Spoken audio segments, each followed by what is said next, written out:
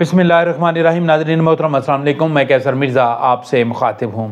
नाज़रीन, तमाम तर हुकूमती और रियासती पावर्स होने के बावजूद हुकूमत अभी तक आइन में तरमीम नहीं कर पाई और मौलाना फजलुर रहमान जब तमाम हुकूमती निकात पर एग्री हो चुके थे, फिर उसके बाद आखिर कौन सी ऐसी वजह है कि जिसकी वजह से ये आइन में तरमीम मुसलसल इल्तवा का शिकार है। क्या मौलाना फजलुर रहमान साहब फिर से नाराज़ हो गए हैं? क्या उन्होंने PTI को जो है वो आमादा करने की शर्त आयद कर दी है? आखिर असल वजह क्या है, वो आज के प्रोग्राम में तफसील से उस पर डिस्कस करेंगे। और इसके अलावा अगर मौलाना फजलुर रहमान साहब नहीं मानते तो फिर हुकूमत के पास जो प्लान B है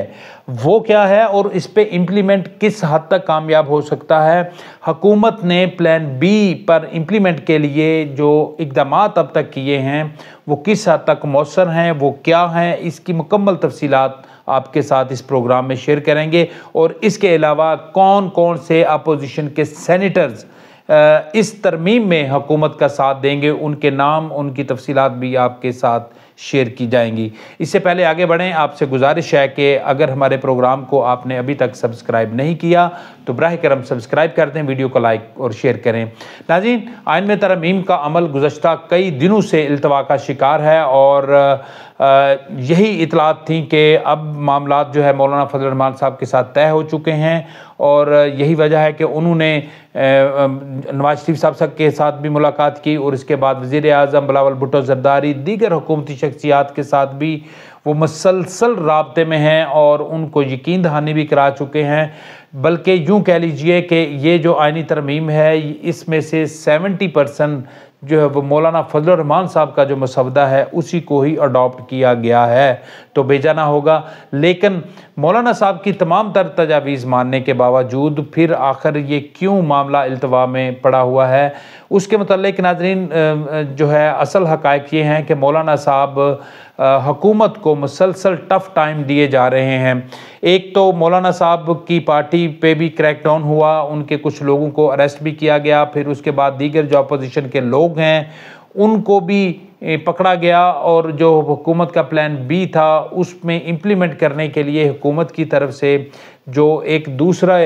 जो रास्ता था उसको भी अडॉप्ट किया गया। तो मौलाना फजलुर रहमान साहब के एक तो ये बड़ा उनका इशू था, खैर उसको तो हल कर लिया गया वज़ीर आज़म की तरफ से, बिलावल भुट्टो ज़रदारी की तरफ से।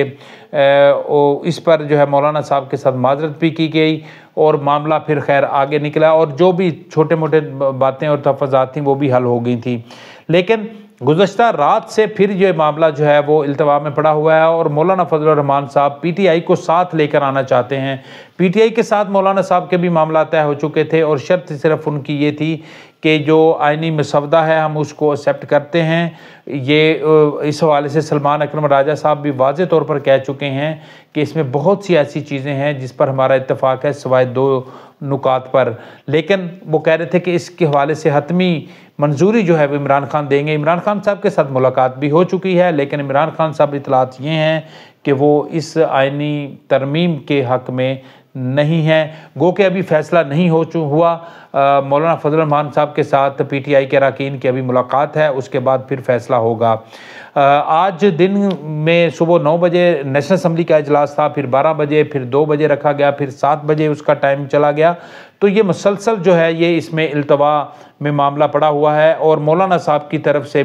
बिल्कुल वाज़े तौर पर कोई ना इनकार किया जा रहा है और ना ही उनकी तरफ से हाँ की जा रही है। यूँ कह लीजिए कि मौलाना फजलुर रहमान साहब ने अपनी पॉलिटिकल तारीख़ में सबसे ज़्यादा अब तक का टफ़ टाइम दिया है हुकूमत को और मेरे ख़्याल में माजी में भी हुकूमत और हुकूमती रहनुमाओं को और कायदीन को इस किस्म के जो पॉलिटिकल इश्यूज़ हैं उनका सामना करना पड़ा होगा। लेकिन जो आइन में तरमीम का जो इस वक्त मसला दरपेश है, शायद इस जैसा मसला उन्हें माजी में ना रहा हो। तो मौलाना साहब की तरफ से जो है वो अभी उनके हाँ का इंतज़ार है। दूसरी तरफ हुकूमत ने पैरेलल जो मुतबादल इंतज़ाम है वो भी कर लिया है, जिसको प्लान B कहते हैं। प्लान B में क्या है कि मौलाना फजलुर रहमान साहब अगर नहीं साथ मिलते तो फिर नेशनल असम्बली के हवाले से जो इलेक्शन कमीशन ऑफ पाकिस्तान है उसमें جو اراکین ہیں مخصوص نشستوں والے ان کا نوٹیفیکیشن جاری کروایا جائے گا۔ وہ آپ کو یاد ہوگا کہ 63A کے فیصلے کے بعد الیکشن کمیشن آف پاکستان نے مسلم لیگ نون، پیپلز پارٹی، JUI کے ان تمام اراکین کو ڈی نوٹیفائی کر دیا تھا جو مخصوص نشستوں پر منتخب ہو کر آئے تھے جو آزاد اراکین کے کوٹے سے۔ تو اب چونکہ اس کے بعد قانون سازی بھی ہوئی، الیکشن کمیشن آف پاکستان میں کل بھی اجلاس تھا، آج بھی اس حوالے سے مشاورت چل رہی ہے، اجلاس ہو رہا ہے، تو اس میں حتمی فیصلہ ابھی تک سامنے نہیں آیا۔ تو حکومت کا پلان بی یہ ہے تو الیکشن کمیشن سے ان اراکین کا نوٹیفیکیشن جاری کروایا جائے گا، تو پھر نیشنل اسمبلی میں وہ نمبرز پورے ہو جائیں گے۔ سینٹ کی جہاں تک بات ہے تو سینٹ میں اپوزیشن کے بہت سے اراکین کے ساتھ معاملہ طے ہوئے ہیں اور اس میں بہت سی عام جو سینیٹرز ہیں ان کے نام سامنے آ رہے ہیں، جن کے اس حوالے سے اطلاعات یہ ہے کہ Abdul Shakoor Qasim, senator Faisal Saleem, senator Naseema Ehsan, senator Ahmed Khan, senator doctor Zarqa, senator Saifullah Abro, یہ تقریباً 6-7 سینیٹرز ہیں جن کے ساتھ معاملات حکومت کی طرف سے طے ہو چکے ہیں۔ تو سینٹ سے حکومت ان اراکین کی مدد سے اس کی منظوری حاصل کرے گی اور نیشنل اسمبلی سے مخصوص نشستوں پر دوبارہ آنے والے اراکین کی مدد سے اس کو جو ہے وہ پاس کرایا جائے گا۔ تو یہ حکومت کا پلان بی ہے، لیکن کبھی امکان ہے کہ مولانا فضل الرحمان صاحب جو ہے وہ حکومت کا ساتھ دیں گے، گو کہ انہوں نے PTI کو ساتھ ملانے کی کوشش کی تھی، تو یہ مولانا صاحب کی بھی ایک پولیٹیکل اسٹریٹجی ہو سکتی ہے، کیونکہ وہ بھی PTI کو بھی ناراض نہیں کرنا چاہتے، تو وہ یہ ثابت کرنا چاہتے ہیں کہ انہوں نے PTI کے لیے بھی ایک سافٹ رستہ تلاش کرنے کی کوشش کی ہے، تو فیوچر میں بھی وہ PTI کے ساتھ جو ان کے جو کہہ لیجئے کہ جو تعلقات ہیں وہ استوار رکھنا چاہتے ہیں، ان کے ساتھ بھی اختلافات نہیں چاہتے، تو لہذا وہ آخری حد تک جو ہے وہ جانا چاہتے ہیں۔ لیکن اطلاعات یہ ہیں کہ وہ اگر PTI کی طرف سے واضح پیغام آتا ہے، واضح ان کا میسیج آتا ہے، تو اس کے بعد مولانا صاحب اپنے حتمی فیصلے کا اعلان کریں گے اور کبھی امکان ہے کہ وہ اس کی حمایت کریں گے، اگر نہیں کریں گے تو پھر پلان بی تو ہے ہی ہے، جس کی تفصیلات آپ کے سامنے رکھی ہیں۔ ناظرین، یہ چونکہ مسودہ جو ہے یہ مولانا فضل الرحمان صاحب کا ہی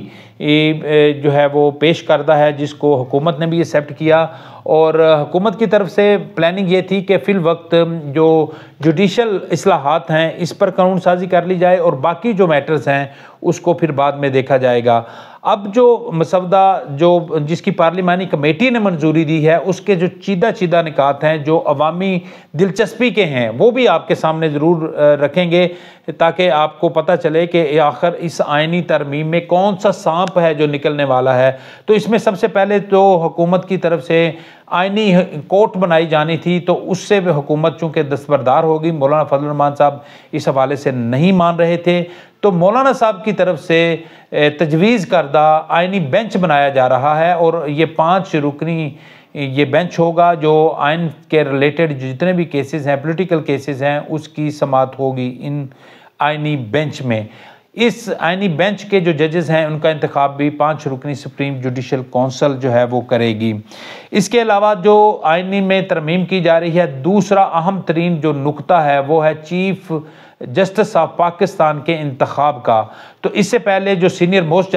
چیف جج ہوتا تھا وہ چیف جسٹس بن جاتا تھا، لیکن اب جو ہے اس میں ترمیم کی جا رہی ہے اور 3 جو سینئر ججز ہوں گے ان میں سے کسی ایک کا انتخاب کیا جائے گا۔ وہ جو 3 سینئر ججز ہیں ان کا انتخاب جو ہے حکومتی مسودے کے مطابق وزیر اعظم کے پاس ثوابدیدی اختیارات تھے، لیکن مولانا صاحب کی مداخلت اور مولانا صاحب کی تجویز کے مطابق ایک پارلیمانی کمیٹی بنائے جانے کا فیصلہ ہوا ہے کہ وہ 12 رکنی پارلیمانی کمیٹی ہوگی، جس میں 8 اراکین اسمبلی نیشنل اسمبلی سے اور 4 سینٹ سے لیے جائیں گے، اور اس میں حکومتی اور اپوزیشن اراکین کی مناسب نمائندگی اس میں شامل ہوگی۔ تو لہذا جو ڈائریکٹلی وزیر اعظم نے انتخاب کرنا تھا چیف جسٹس آف پاکستان کا، وہ پارلیمنٹ کے جو منتخب اراکین اسمبلی ہیں ان کی کمیٹی جو ہے وہ کرے گی۔ تو یوں کہہ لیجئے کہ اس اقدام سے حکومت نے اپوزیشن کے ساتھ مل کر جو پارلیمنٹ کی سپرمیسی ہے اس کو یقینی بنایا ہے۔ تو یہ بھی مولانا صاحب کی تجویز پر ہوا ہے۔ پھر اس کے بعد آ جاتے ہیں جی کہ جو دیگر ججز ہیں سپریم کورٹ کے، ان کی تقرری کے حوالے سے جو سپریم جوڈیشل کونسل ہے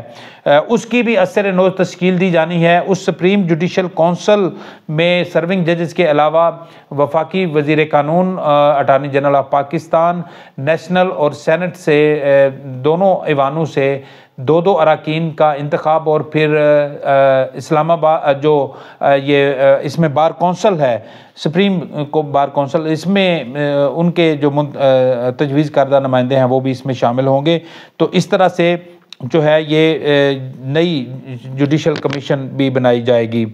اس کے علاوہ چیف جسٹس آف پاکستان کی جو مدت ملازمت تھی، پہلے اس کا واضح طور پر تعین نہیں تھا۔ اگر ایک چیف جسٹس کی مدت ملازمت 4 سال رہتی ہے تو وہ 4 سال تک ہی وہ اپنی بطور چیف جسٹس خدمات انجام دیتے تھے، یہاں تک کہ چند مہینے اور چند دنوں کے بھی چیف جسٹس جو ہے وہ ماضی میں رہے ہیں۔ تو اب چیف جسٹس کی مدت ملازمت کا جو دورانیہ ہے وہ 3 سال تک کر دیا گیا ہے۔ تو لہٰذا اب 3 سال تک ہی ججز جو ہے وہ جو بھی چیف جسٹس بنیں گے وہ رہیں گے۔ بے شک ان کی جو مدت جو ان کی عمر کی بلائی حد ہے وہ بے شک پوری نہ ہو رہی ہو، یعنی کہ اس میں 1 سال رہتا بھی ہو، لیکن وہ 3 سال کے عرصے میں ریٹائر ہو جائیں گے۔ اس کے علاوہ ایک اور اہم نکتہ ہے اس آئینی ترمیم میں، جس میں کابینہ، وزیر اعظم اور صدر کی طرف سے ان تمام سمریوں کی جس کی باضابطہ منظوری ہو جائے گی، اس کو کسی کورٹ میں چیلنج نہیں کیا جا سکے گا۔ تو یہ بھی حکومت نے ایک جو پارلیمنٹ کی بالادستی ہے اس کو یقینی بنایا ہے اس میں۔ اس کے علاوہ 63A کا جو معاملہ ہے اس میں بھی ترمیم کی جا رہی ہے، جس میں اراکین اسمبلی اگر پارٹی پالیسی سے ہٹ کر ووٹ کاسٹ کرتے ہیں تو ان کا ووٹ کاؤنٹ کیا جائے گا، البتہ ان کے ووٹ کاؤنٹ کیے جانے کے بعد پارلیمانی لیڈر کی سفارش پر ان کے خلاف کارروائی عمل میں لائی جائے گی۔ اس کے علاوہ ایک اور بڑی اہم جو ترمیم ہے وہ چیف الیکشن کمشنر کی اگر مدت ملازمت مکمل ہو جاتی ہے تو پھر نئے چیف الیکشن کمشنر کی تعیناتی تک وہ اپنی ذمہ داریاں انجام دیں گے، اور اس کے لیے 3 ماہ کا عرصہ مقرر کیا گیا ہے، یعنی کہ 90 دن تک وہی چیف الیکشن کمشنر اپنی ذمہ داریوں کو آگے جو ہے وہ انجام دیں گے۔ اس کے علاوہ جو جوڈیشل کمیشن ہے،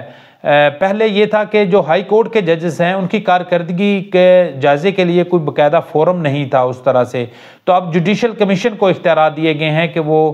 ہائی کورٹ کے جو جسٹس ہیں، ججز ہیں، ان کی کارکردگی کا جائزہ لیں گے اور ان کے خلاف کارروائی بھی کر سکیں گے۔ تو یوں کہہ لیجئے کہ جو ہائی کورٹ کے ججز ہیں ان کے اوپر چھاننی لگانا یا ان کو چیک اینڈ بیلنس کرنے کے لیے جوڈیشل کمیشن کو مزید با اختیار بنایا جائے گا۔ اس سے پہلے حکومت کا جو تجویز کردہ مسودہ تھا اس میں یہ تھا کہ ججز کو اگر چاہے گے تو اس کو ان کا ٹرانسفر بھی کیا جائے گا، لیکن مولانا فضل الرحمان صاحب کے بھرپور اصرار کے بعد اس کو اس میں سے ختم کر دیا گیا ہے۔ اسی طرح چیف جسٹس کا جو سو موٹو ہے اس کو بھی ختم کیا گیا ہے۔ تو ماضی میں ہم نے دیکھا کہ چیف جسٹس صاحب جو ہے بہت سے حکومتی فیصلوں پر جو ہے وہ